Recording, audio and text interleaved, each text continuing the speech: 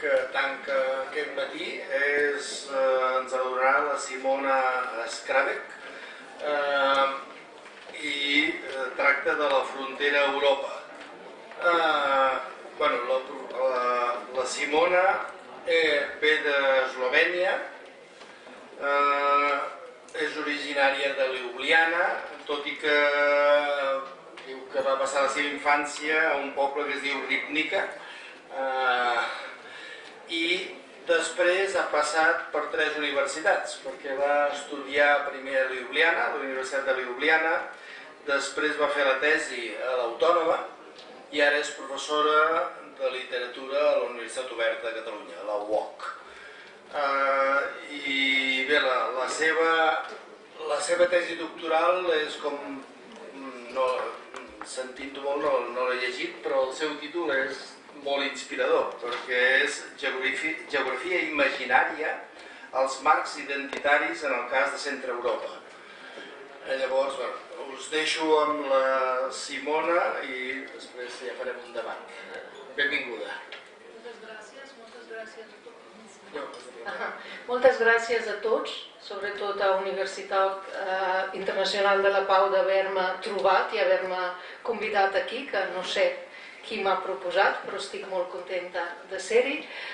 També al meu currículum, si em permeteu, afegiré una data bastant important, i és que des de fa 5 anys soc presidenta del Comitè Internacional per Drets Lingüístics i Traducció del PEN Internacional, que és una organització d'escriptors de tot el món, que en un any farem 100 anys d'existència i que hem organitzat trobades per promoure els drets lingüístics realment en molts llocs del món.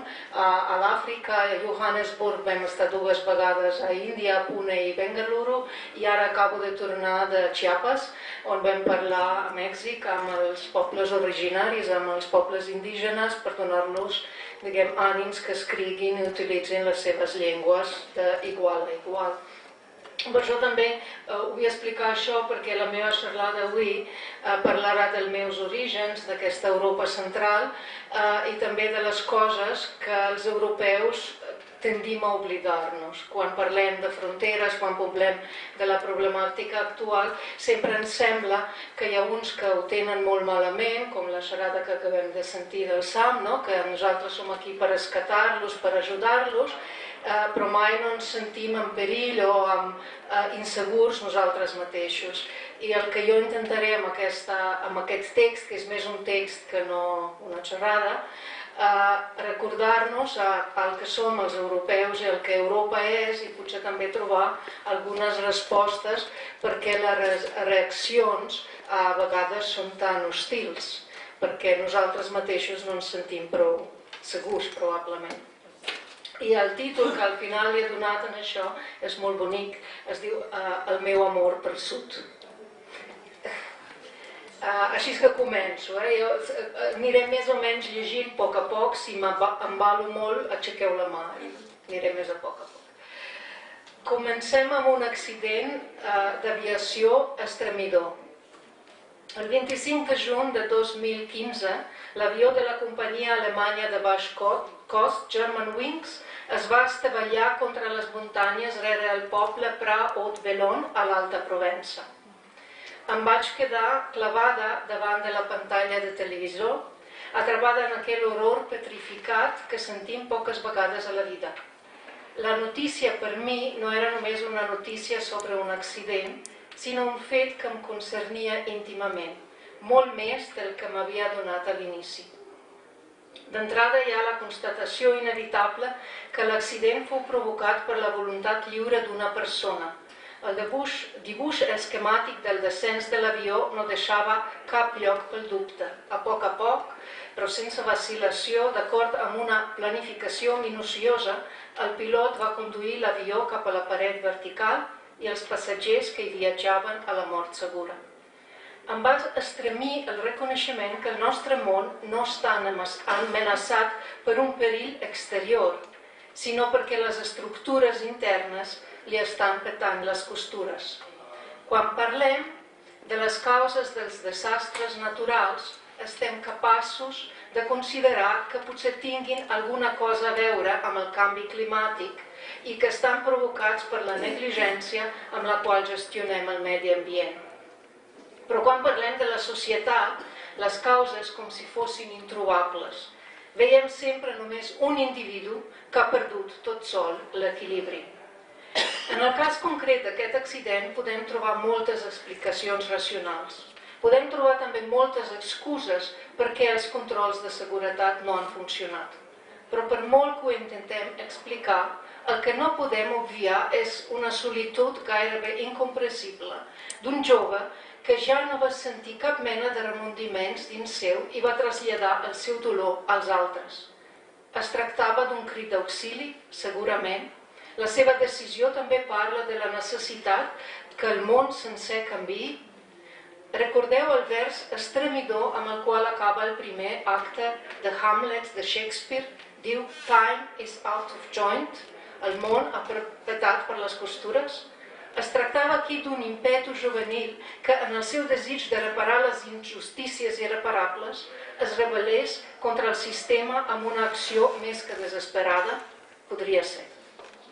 La meva filla petita, que aleshores tenia 17 anys, tenia una amiga a Alemanya i cada mes o dos volava, crec, feliç, de Barcelona a Düsseldorf.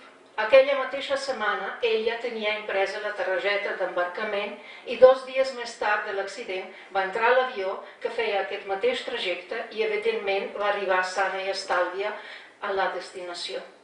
En la meva joventut anàvem a les cites amoroses amb els autobusos. Els nostres fills, en canvi, ho fan amb els vols de baix cost que connecten Europa d'una punta a l'altra. Per la majoria d'aquests feliços adolescents, les fronteres no existeixen. Si tens diners per fer el viatge, pots oblidar-te de totes les barreres. I l'única preocupació serà que t'hagis oblidat la botella d'aigua o l'escuma d'afaitar en l'equipatge de mà que necessàriament et serà confiscada. La llibertat de moviment a Europa ha calat com el foc dins l'herba seca. Ens hem oblidat del teló d'acer, ningú ja no sap com és canviar la moneda en el mercat negre o com eren els prestatges als supermercats buits, perquè anar a comprar simplement no estava relacionat amb cap mena de plaer. A causa d'aquest optimisme contagiós, hem oblidat que el mur de Berlín va ser construït com una muralla xinesa, seguint les instruccions detallades de Franz Kafka. I us recordo que el mur de Berlín fa 30 anys exactament que va caure. Tots els murs tenen forats per on passar, avisava el solidari de Praga, perquè ni la més acurada de les planificacions no pot evitar errors i negligència en la construcció. Els murs es poden superar sempre en algun indret. Esmunyir-se a l'altre cantó és sempre possible. Per això, la solidesa física d'un món és negligible, alertava Kafka. El que és important és que la gent cregui que el mur és etern. Si s'aconsegueix això, llavors el mur, amb la seva mera presència, ja garanteix a la comunitat la seva seguretat i unió. En aquesta paràbola de Kafka, que tots coneixeu segurament en la construcció del mur de la muralla xinesa, va ser escrita el mes d'abril del 1917. En ella, l'autor parla providencialment sobre el fet que només els murs ideològics poden ser ferms com una roca. I ara cito a Kafka. La unitat, pit contra pit. Tot el poble balla una rotllana. La sang ja no està atrapada en la circulació limitada d'un sol cos humà, sinó que flueix dolçament i llavors torna de nou a través de les il·limitades extensions de la gran Xina.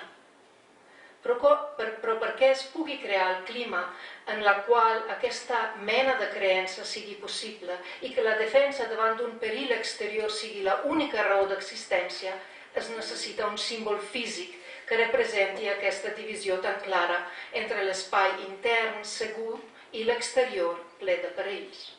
Kafka ho diu amb una ironia de la qual potser només era capaç ell. El cito.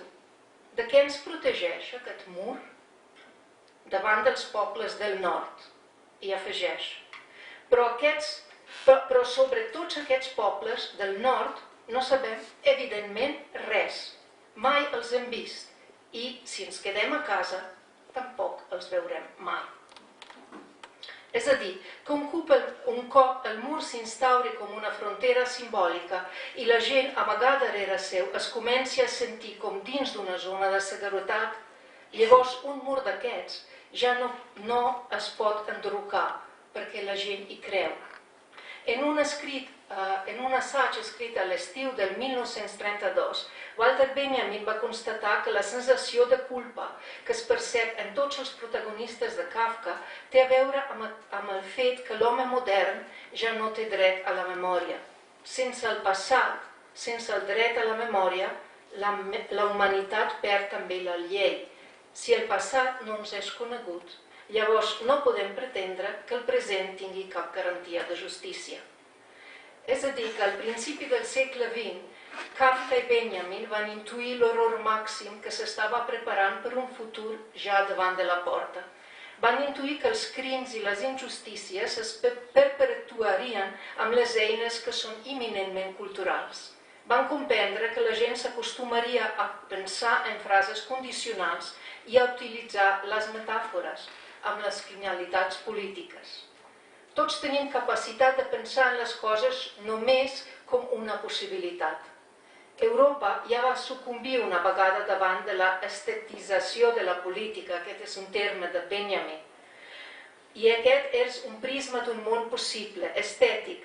La realitat es va transformar fins als límits més extrems d'un horror imaginable. No ens podem imaginar el nazisme sense aquesta capacitat de fer-nos convèncer que allò que imaginem és més important que allò que veiem davant dels ulls. Kafka i Benjamin van constatar que el passat s'oblidava amb la intenció de poder viure en el present com un somni. Gràcies als mitjans estètics, la política es va poder convèncer que és veritat també tot allò que sabem que no és veritat. Benjamin diu, la vida de Mickey Mouse és un bon exemple dels somnis amb els quals viu l'home actual. Això l'any 32. L'home actual no va canviar fins avui. Es tracta d'una vida plena de miracles tecnològics que a més resulta divertida. El cos d'aquell animal, l'o menut, gràcies als àgils dits dels seus dibuixants, té capacitat de convertir els mobles més vulgars i l'entorn quotidià en espai màgic, on fins i tot els núvols i els arbres, tot és transformable. Tota la naturalesa està carregada amb aquesta potencial capacitat de la transformació. Tot el perill, també el més sever, es pot convertir així en pura diversió. La vida té l'objectiu tan llunyà que no el podem albirar. Es difumina, com diu Benjamin, en un horitzó infinit. Alliberats de tots els constrenyiments, els homes actuals poden, com diu Benjamin, de manera més simple i més còmoda, fruir de nosaltres mateixos. Aquesta és una reflexió inicial, perdoneu que sigui una mica teòrica, però per portar-nos cap a aquesta reflexió més pròxima, que la Guerra Freda va ser també una continuació molt exitosa d'aquestes divisions artificials que es van crear a causa de la necessitat d'oblidar les traumes del passat i el costum de viure dins un món imaginari perfecte, aquesta segura Europa.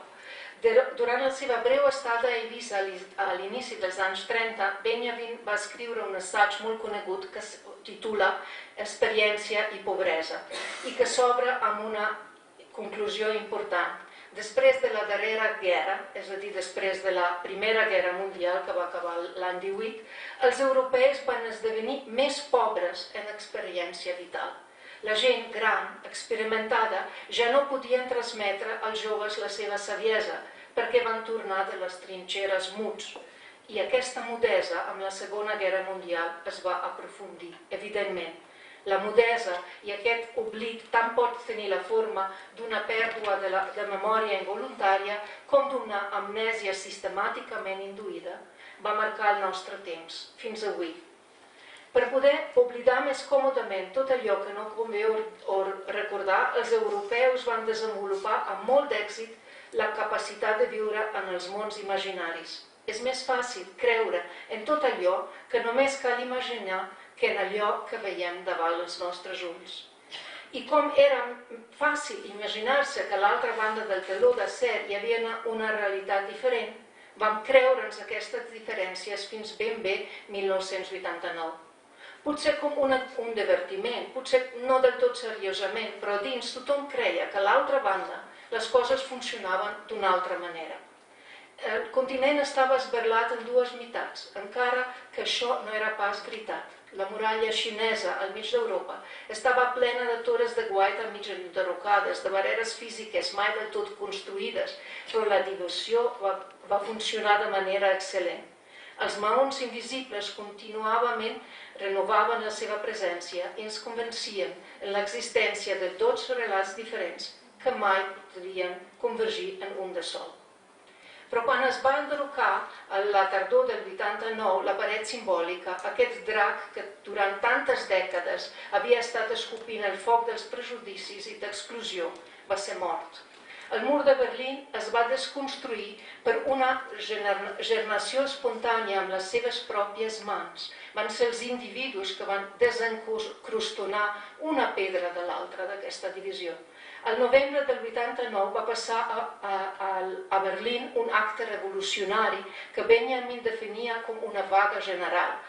Els berlinesos van demostrar al món que els individus podem unir-nos en massa prou compacta per poder crear unes relacions de poder amb les quals es pot enderrocar les velles i les injustes.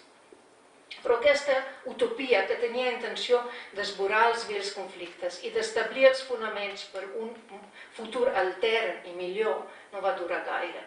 A Europa estem construint un nou un mur més gran, més perillós, molt més perillós, perquè l'Europa actual està activament participant en la construcció d'una muralla global, invisible, com totes les barreres simbòliques, perquè descansa sobre els prejudicis arrelats, comparables amb aquell perill roig i el benestar occidental que el coneixíem fa 30 anys. La divisió est-oest del continent europeu era massa artificial com per poder sobreviure gaires anys al col·lapse de l'Unió Soviètica. Les raons per la divisió ideològica es van anar enderrocant com els dòminos posats un darrere l'altre, amb un sol cop. Avui hem d'afrontar la divisió cada cop més profunda entre el nord i el sud. Amb això, però, estem revifant el relat molt més antic que feia poques dècades donaven per oblidat i oït. Els prejudicis del nord contra el sud global probablement no necessiten cap mena d'argument addicional. Però potser convé recordar tanmateix que en sentit estrictament polític ja s'ha establert a Europa l'aliança del sud llatí amb França al davant contra els països del nord i la seva excessiva influència en la regió central i oriental. És a dir, que Europa s'està dividint. Després de l'any 1989, les eines retòriques s'han tornat infinitament més esmolades.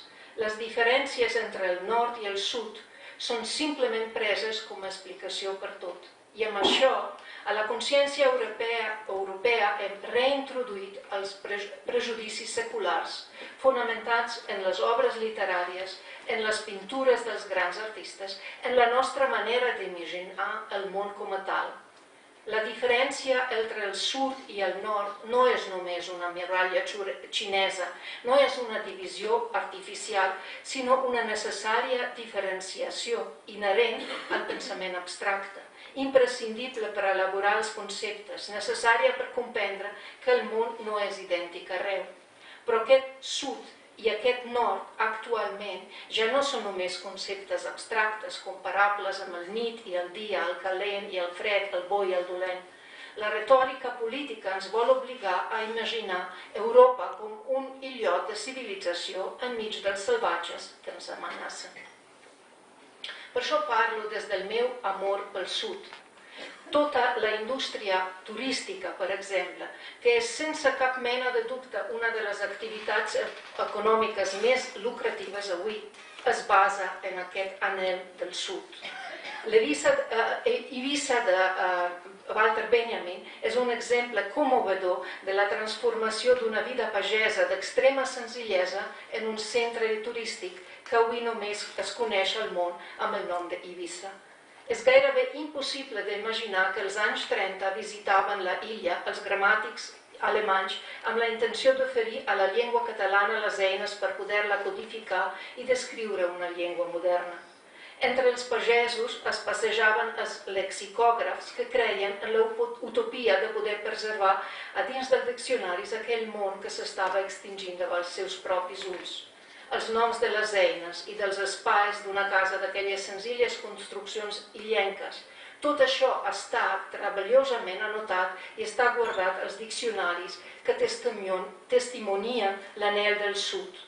El sud és el desig de tenir experiència de la realitat que l'Europa ja no en té, a pesar de tot el benestar, com va constatar Benjamin aquell estiu del 32. Essent només en els salons de bellesa que es troben en totes les ciutats d'Europa i en el fet que de nou ha tornat la moda de portar les ungles pintades.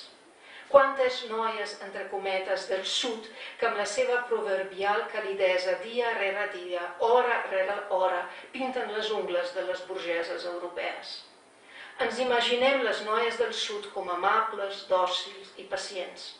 En un món en el qual les mares ja no tenen temps pels seus fills, els marits per les seves esposes, en un món en el qual els vells ja no tenen cap possibilitat de transmetre la seva saviesa als joves, i els joves viuen tan ràpid que s'obliden dels seus pares, l'atenció es compra per hores. Les ungles ben polides i pintades no són altra cosa que això, una excusa perquè una persona ens dediqui uns moments de la seva atenció professional i ens regali una mica de calidesa. I així totes aquestes burgeses europees, exitoses en la vida professional i sobradament formades, però que tanmateix viuen als marges dels espais de poder, realitzen modestament els seus somnis de poder sortir un matí fred i passejar entre la gent grisa en sandàlies obertes, lliures i sense obligacions, com els nens descalços. I tot i que l'anhel del sud és tan evident i present arreu, la ideologia predominant ens enverina amb la por davant d'aquesta mena de vida més fàcil. I així els mitjans de comunicació ens transmeten els missatges indirectes dient que hem d'odiar allò que més estimem, la llibertat. I és evident que el sud en el qual no cal fer res per sobreviure no existeix. Al contrari, les tensions socials i les diferències són en els països llunyans, en els països marcats per l'exclusió i injustícies relacionades amb les conquestes colonials, encara molt més greus. Però aquest sud global, entre cometes, cap poder colonial no va tenir mai la capacitat de destrossar completament la solidaritat entre aquells que van aprendre a sobreviure en circumstàncies precàries. En canvi, l'Europa dels grans gestos ha esdevingut encara més pobra en sentit de l'assaig de Benjamin. En totes aquestes dècades de bonança som pobres perquè no pertanyem a la nostra pròpia gent, perquè no compartim amb ells les experiències, perquè estem tan capficats en la nostra felicitat individual que hem oblidat l'entorn en el qual vivim. I per la nostra pobresa, a més, fem culpables els altres, els que tot just acaben d'arribar. Els acusem que han vingut per prendre'ns el nostre món perfecte. No és cert. No són els altres culpables per tot allò que hem perdut. La pobresa europea, aquesta solitud dolorosa, aquesta desconfiança crònica, ha estat causada, com diu Benjamin, per la nostra pròpia mudesa. Massa crueltat, massa coses no dites que s'han acumulat en els cols dels europeus en el segle XX perquè poguessin transmetre les experiències d'una generació a l'altra. Els avis que van viure a les trinxeres de la Primera Guerra Mundial no van parlar amb els seus nets sobre l'efecte de les explosions eixordadores. Menys encara els avis que van tornar a les llars devastades després del 45. La nostra herència són aquests milions dels emudits.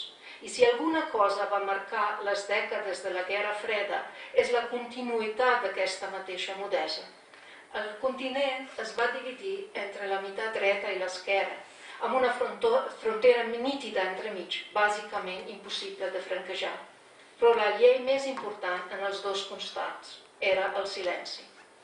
I ens estranya avui que de cop no tenim paraules per expressar el que veiem davant dels ulls, que no sabem com explicar i entendre la por que ens envolta, que no parlem mai amb els nostres fills, que no sabem fer-ho, però que probablement tampoc no volem fer-ho sobre el taló d'acer. Benjamin, en l'assaig Experiència en pobresa, constata que en els salons burgesos, ja al voltant de 1880, es va instaurar el costum que totes les traces de la vida quotidiana havien de ser eliminades. Tot havia de ser al seu lloc, tot endreçat, tot pensat perquè agradi als altres, el que visitin la casa. I llavors l'arquitectura moderna a l'inici del segle XX va començar a crear uns espais ja creats de manera que resultava impossible deixar-hi cap empremta. Es va crear la cultura de vidre i d'acer, en la qual encara vivim. Vivim en uns espais que estan pensats perquè el nostre trànsit sobre aquests túnels de vidre als aeroports, a través d'aquestes habitacions desinfectades als hospitals, a través de les habitacions clòniques als hotels, no deixi cap marca. Ningú no ha previst que els visitants hagin de deixar cap mena de rastre. No parem de viatjar i de moure's, però no deixem cap rastre enlloc, com si caminéssim sobre les pedres granítiques. És impossible deixar-hi una empremta. Per això, el turisme i els corrents migratoris es baregen indestriablement. Ens hem acostumat a dividir-los en dues categories excloents, però ho són, de debò. Les metròpolis occidentals anhelen la vida tranquil·la i amable de les regions del sud o de l'est, perquè en aquests sentits es deixen confondre. I les petites ciutats o els pobles situats en algun marge, els joves encara somien, igual com jo mateixa aleshores, que viuran en una ciutat on els carrers no se'ls acaben mai. Les diferències existeixen i no hi ha cap necessitat d'intentar eliminar-los, perquè sense la diferència no podem comprendre res. Cito aquí, faig una citació, en aquest sentit podem dir que els bàrbars són productes de la civilització que la necessiten de la mateixa manera com ella els necessita a ells. Va escriure en els seus estudis semiològics Yuri Lotman, que va ser condemnat ell mateix a viure als marges de l'imperi soviètic, a viure a Tartu d'Estònia, però va saber aprofitar aquesta circumstància molt bé per esmolar el seu pensament. La llengua mateixa, ens deia Lotman, està construïda de manera que es basa en la distinció entre les categories excloents. A través d'aquestes categories toquem el món, dividim les coses entre petites i grans, la gent entre rica i pobra, els espais entre oberts i tancats, i a nosaltres mateixos ens veiem com lliures o atrapats. Però el que és important tenir present és que vivim al mig d'aquests extrems, sempre. És un fet que de debò mai podem oblidar. Les categories existeixen i és impossible eliminar-les. No té sentit fer-ho. Molt més important és definir com ens movem entre aquestes diferències petrificades. I ens hem de preguntar si som capaços de viatjar d'un poble a una ciutat, del nord al sud, d'oest a l'est, sense que tinguem la sensació que viatgem de la llum a la foscor, d'un món segur i còmode a un entorn salvatge i indomable. Europa, doncs, no ha oblidat els prejudicis amb la caiguda del mur de Berlín. No ha estat capaç de superar l'ideal de veure's com un continent i illa alhora, que exigeix a tothom el dret d'admissió. Els europeus estem atrapats en la nostra pròpia capacitat de distincions afinades, que se'ns converteixen en un instant sense que ens donem compte en les lleis d'exclusió i en els lemes d'odi. I ens oblidem sempre de nou que és el nostre propi regne el que té problemes greus, com constatava al voltant de 1600 un príncep trist a Dinamarca. Me refereixo, evidentment, a Hamlet. El lloc on va passar l'accident del vol 9525 el conec bé. No conec la muntanya com paisatge on s'hi pot arribar a peu. Al contrari, conec aquest paisatge com una vista des de dalt, des de l'aire. No sé quantes vegades hauré volat per sobre, però conec aquest trajecte de memòria. sé que més o menys al mig, entre Espanya i Alemanya, hi ha una paret que marca l'inici de les carenes alpines i que aquesta és la frontera climàtica entre el nord i sud. Europa està efectivament dividida entre les regions fredes del nord i el sud càlid, però què significa realment això? Estem davant de dos fets molt simples. Primer, Europa no és una illa. I segon, que són les diferències inherents a un continent les que han fet els europeus allò que som, espavilats i adaptables, treballadors quan fa falta i alegres com ningú quan vol fer festa, tant els europeus del nord com els del sud, tant els de l'oest com de l'est.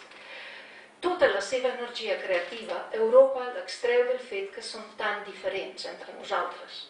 Sempre hi podem trobar llocs que són del tot contraris a allò que estem acostumats dins d'Europa mateixa. Ens han educats perquè ens convertíssim en uns exploradors del desconegut. Hem nascut en una cultura, la cultura europea, que té l'horitzó marcat per l'anhel. Ens hem acostumat a superar les fronteres imposades, a fugir davant d'una familiaritat obsessiva, a evitar un confort excessiu. Anar a l'estranger, en la tradició europea, significa un repte, marca allò inabastable que hem d'intentar aconseguir. És clar que aquest desig ha donat també conqueridors que han anat als llocs llunyans i han fet mal i han sembrat l'horror, però no només. Ara, en canvi, aquest mateix continent es replega contra si mateix, té por de tota diferència, s'ha aconseguit emmurallar bastant bé amb tota mena de tanques d'acer. El mar Mediterrani és un mar de nàufrags i de mort anònima. Els europeus que s'han establert en els indrets més llunyans del món, que han estat capaços d'adaptar-se a tota mena de climes, que han afrontat tota mena de reptes. Ara ens volem convèncer que a casa no són capaços de resoldre cap repte relacionat amb la diferència. Per què?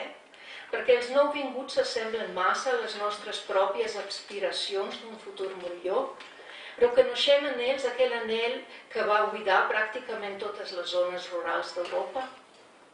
La por de contagi amb el desconegut creix.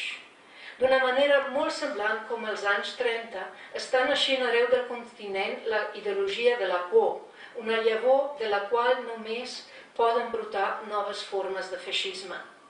Encara s'intenta limitar l'abast d'aquest mot i no s'utilitza gaire en relació amb esdeveniments polítics actuals. Només de tant en tant algun pensador s'atreveix a esmentar la paraula com una advertència més severa. Per exemple, l'any 1995, en una conferència a Nova York, Umberto Eco va parlar de feixisme etern.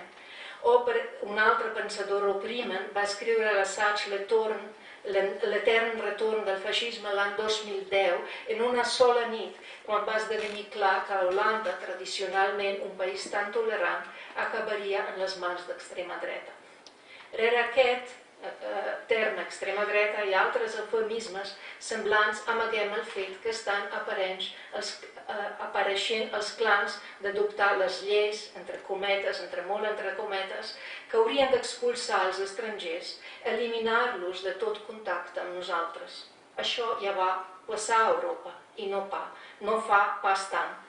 Allò que per Franz Kafka era una intuïció, allò que per Walter Benjamin l'impulsava a escriure febril els seus assaigs durant tot el seu llarg exili, es va fer realitat. I després de tot el que sabem sobre el nazisme, encara som capaços d'ignorar les advertències. Tenim davant nostra l'obligació d'explicar als joves d'aquesta feliç Europa postberlinesa què és l'experiència i pobresa del continent en el qual han nascut. Les fronteres són a les carreteres i a les autopistes bastant invisibles avui dia, però continuen ben marcades als passadissos de vidre als aeroports, on la llibertat per moltes persones està tocada a la mà, però les mampares de vidre no es deixen travessar. El vell continent està creant condicions perquè la gent sense documentació, anònima i invisible, visqui al costat nostre sense que ens adonem de la seva presència. I acabo amb una citació de Ludwig Wittgenstein, que també al principi del segle XX va escriure: el món d'un home feliç no és el mateix món que d'un home infeliç. Aquesta premissa del filòsof continua vàlida. Moltes gràcies.